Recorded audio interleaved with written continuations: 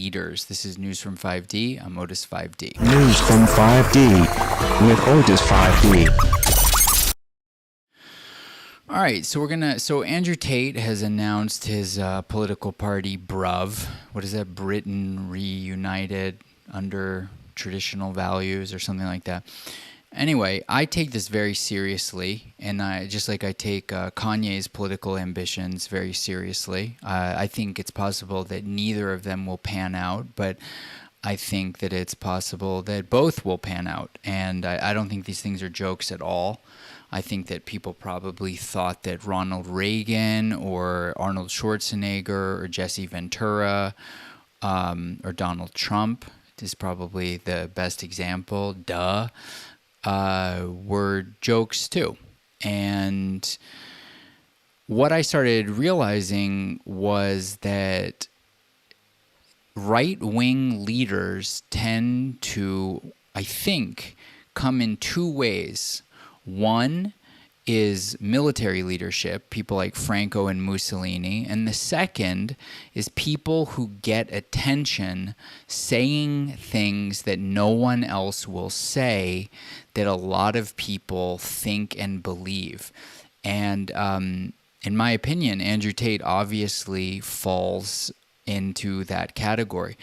And while I think that his unmatched perspicacity is sometimes a little bit inflated in terms of being the most Googled man alive, I think probably there's at least truth to the fact that at least on one day, if not, a month or more, this was the most Googled person in the world. And that's not nothing. That is definitely something.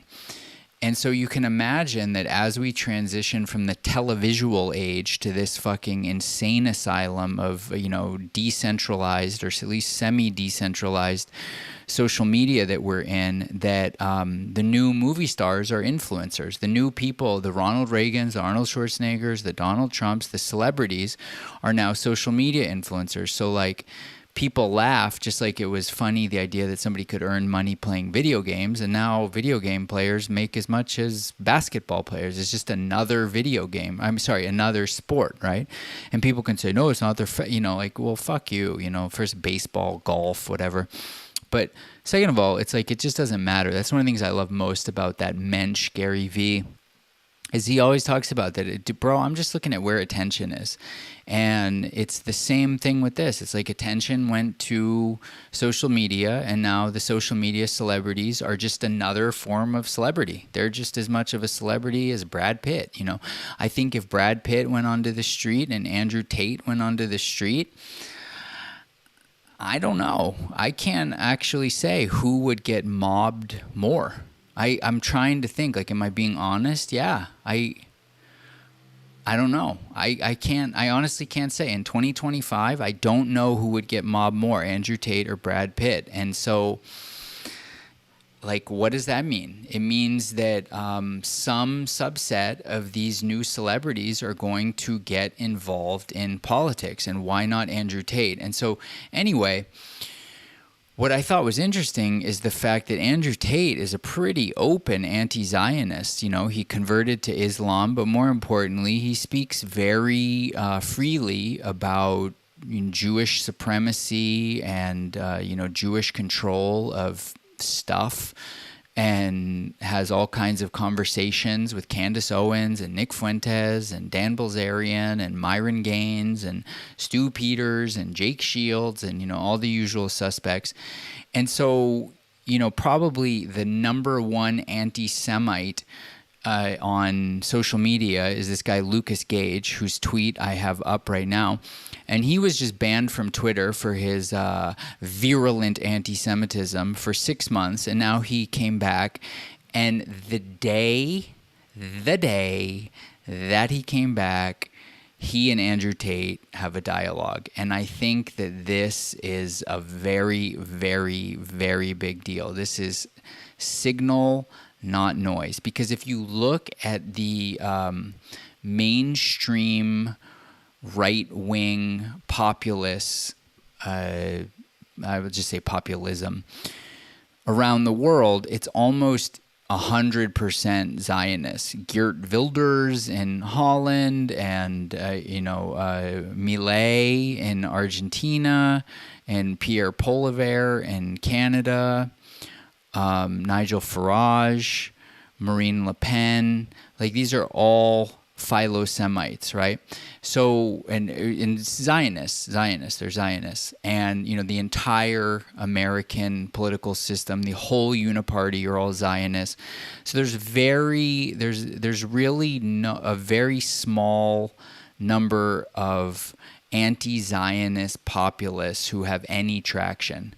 I think you could almost say none. I think the AfD in Germany is Zionist. And so if Andrew Tate gets any traction with this Bruv party, he becomes potentially the biggest anti-Zionist leader on the planet. I feel like I'm insane saying that. I feel like that can't be true, but I think it is true. And that puts him in the crosshairs of Mossad on a very real level. Like, I don't know if you know, but Mossad specializes in assassinating people. They may be the world's greatest assassinating people force that currently exists. And I think this is not really priced in. So anyway, let's take a look at this exchange, even though it's not particularly important. Lucas Gage quote tweeted this, seemingly dumbass Muslim influencer. I don't know this person. Maybe I should, maybe I shouldn't, but I don't. Muhammad Hijab. I mean, that sounds like a fucking made-up AI name. A hijab named Muhammad, right? In fact, dude, this seems as if it's got to be fake. If we increase our birth rates, Muslims can be assured to be 10% of England and 20% of France in 2050. We are not the Zionist lobby. Our strength is not in our ability to influence politicians. Our strength is in our numbers. There's a lot of truth to that. Lucas Gage quote tweets this and says, when you have Muslims like this literally talking about taking over Europe, it isn't hard for Zionist agents to convince whites to turn a blind eye to Gaza. Stop trying to take over our nations. Instead, help us remove all Semitic power from Europe, not replace it with yours. Andrew Tate replies, this is true. People don't care about Gaza because they hate Muslims. People don't care about Gaza because they hate Muslims, not because they like Jews. And they hate Muslims because of reading comments like this as they watch their homeland demographics change. This is what Israel wants: apathy.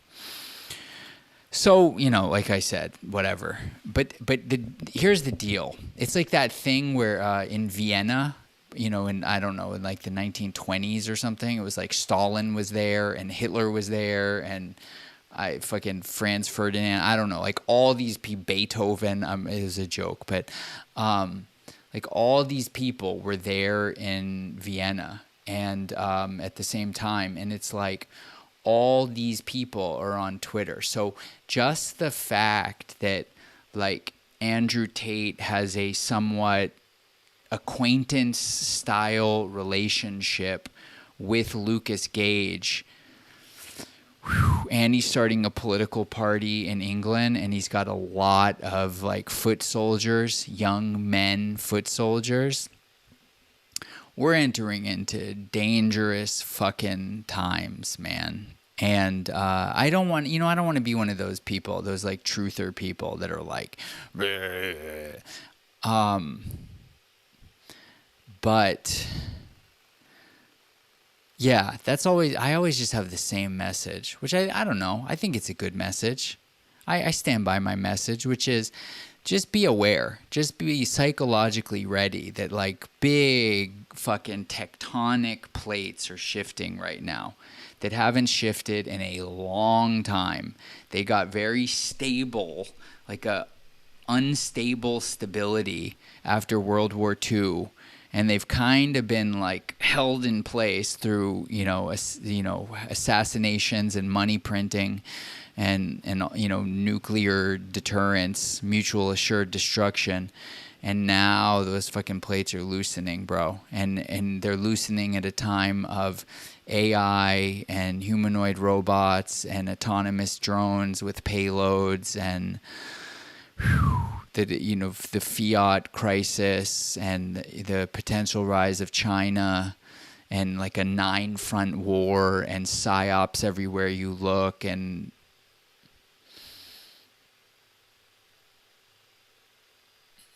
as Ardian says, ours is the fight for silence. And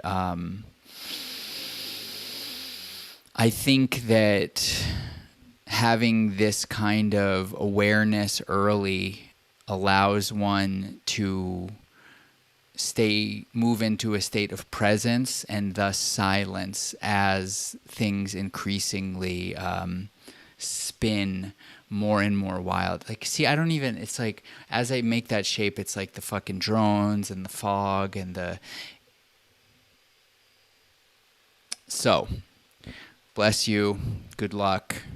Good luck out there in the 5th generation war we call our lives. And don't forget to go fuck yourself. Peace. Otis5D.xyz.